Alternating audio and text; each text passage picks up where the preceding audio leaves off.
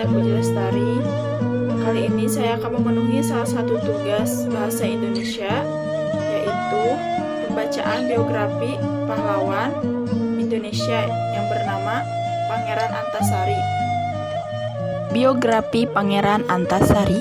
Beliau lahir di Kayutangi, Banjar, Kabupaten Banjar, Provinsi Kalimantan Selatan, 1797 atau 1809, dan meninggal di Bayan Beko, Kabupaten Barito Utara, Provinsi Kalimantan Tengah, 11 Oktober 1862 pada umur 53 tahun.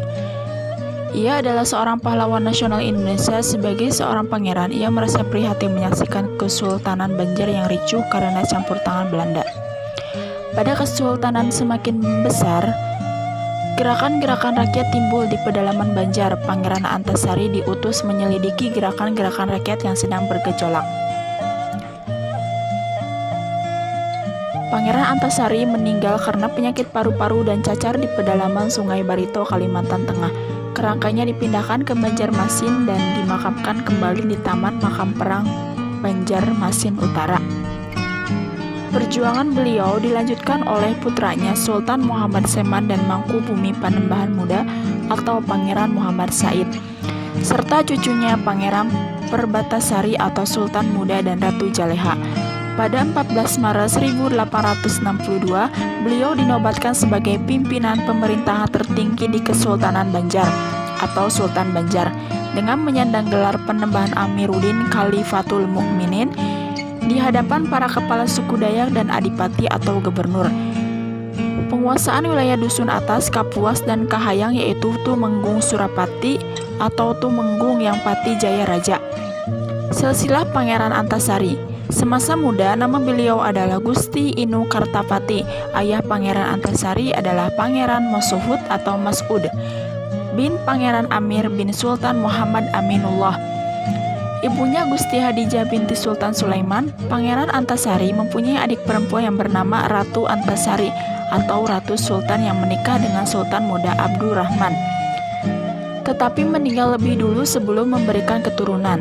Pangeran Antasari tidak hanya dianggap sebagai pimpinan suku Banjar, beliau juga merupakan pimpinan suku Ngaju, Maanyan, Siang, Sihong, Kutai, Pasir, Muru, Bakumpai, dan beberapa suku lainnya yang terdiam di kawasan dan pedalaman atau sepanjang Sungai Barito.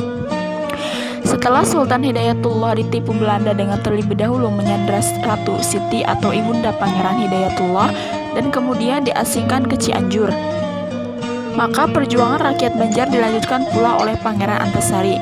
Sebagai salah satu pemimpin rakyat yang penuh dedikasi maupun sebagai sepupu dari pewaris Kesultanan Banjar, untuk mengokohkan kedudukannya sebagai pemimpin perjuangan umat Islam tertinggi di Banjar bagian utara atau Muara Teweh dan sekitarnya, maka pada 14 Maret 1862 bertepatan dengan 13 Ramadan 1270 Hijrah, dimulai dengan seruan hidup untuk Allah dan mati untuk Allah.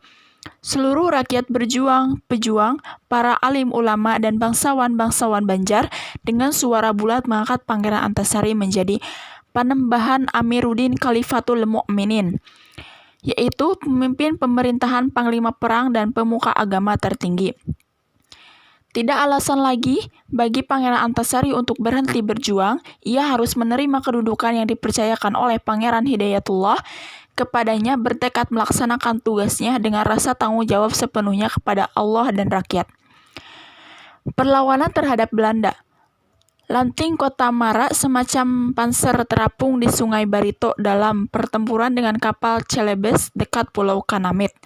Barito Utara, Perang Banjar pecah saat Pangeran Antasari dengan 300 prajuritnya menyerang tambang batubara milik Belanda di Pangoran tanggal 25 April 1859. Selanjutnya, Pangeran demi peperangan dikomandai Pangeran Antasari di seluruh wilayah kerajaan Banjar. Dengan dibantu para panglima dan pengikutnya yang setia, Pangeran Antasari menyerang pos-pos Belanda di Martapura, Hulu Sungai, Riam Kanan, Tanah Laut, Tabalong, sepanjang Sungai Barito sampai ke Puruk Cahu. Pertempuran yang berkecamuk semakin sengit antara pasukan Khalifatul Mukminin dengan pasukan Belanda berlangsung terus di berbagai medan. Pasukan Belanda yang ditopang oleh bala bantuan dari Batavia dan persenjataan modern akhirnya berhasil mendesak terus pasukan Khalifah, dan akhirnya Khalifah memindahkan pusat benteng pertahanannya di Muara Tewe. Berkali-kali Belanda memujuk Pangeran Antasari untuk menyerah, namun beliau tetap pada pendiriannya. Ini tergambar pada suratnya yang ditujukan kepada Letnan Kolonel Gustave Vervinzig di Banjarmasin tertanggal 20 Juli 1861. Dengan tegas, kami terangkan kepada Tuan, kami tidak setuju terhadap usul minta ampun dan kami berjuang terus menuntut hak pusaka atau kemerdekaan. Dalam peperangan, Belanda pernah menawarkan hadiah kepada siapapun yang mampu menangkap dan membunuh Pangeran Antasari dengan imbalan 10.000 gulden. Namun, sampai perang selesai tidak seorang pun mau menerima tawaran ini. Setelah berjuang di tengah-tengah rakyat, Pangeran Antasari kemudian wafat di tengah-tengah pasukannya tanpa pernah menyerah, tertangkap, apalagi tertipu oleh bujuk rayu Belanda. Pada tanggal 11 Oktober 1862, di tanah Kampung Bayan Begok, Sampirang, dalam usia lebih kurang 75 tahun menjelang wafatnya, beliau terkena sakit paru-paru dan cacar yang dideritanya setelah terjadinya pertempuran di bawah kaki Bukit Begantung Tundakan. Setelah terkubur selama lebih kurang 91 tahun di daerah hulu Sungai Barito, atas keinginan rakyat Banjar dan persetujuan keluarga, pada tanggal 11 November 1958 dilakukan pengangkatan kerangka Pangeran Antasari. Yang masih utuh adalah tulang tengkorak, tempurung lutut, dan beberapa helai rambut. Kemudian, kerangka ini dimakamkan kembali ke Komplek Pemakaman Pahlawan Perang Banjar, Kelurahan Surgi Mufti, Banjarmasin. Pangeran Antasari telah dianugerahi gelar sebagai pahlawan nasional dan kemerdekaan oleh Pemerintahan Republik Indonesia.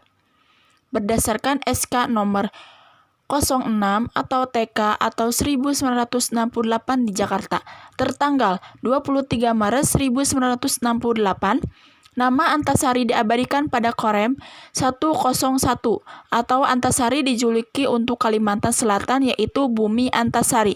Kemudian, untuk lebih mengenal Pangeran Antasari kepada masyarakat nasional, pemerintah melalui Bank Indonesia atau BI telah mencetak dan mengabadikan nama dan gambar Pangeran Antasari dalam uang kertas nominal 2.000.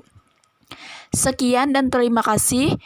Semoga biografi yang saya bacakan bermanfaat. Wassalamualaikum warahmatullahi wabarakatuh.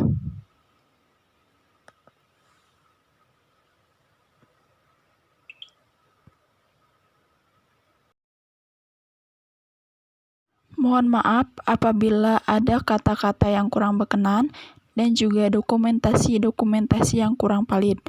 Terima kasih sudah menonton. Wassalamualaikum warahmatullahi wabarakatuh.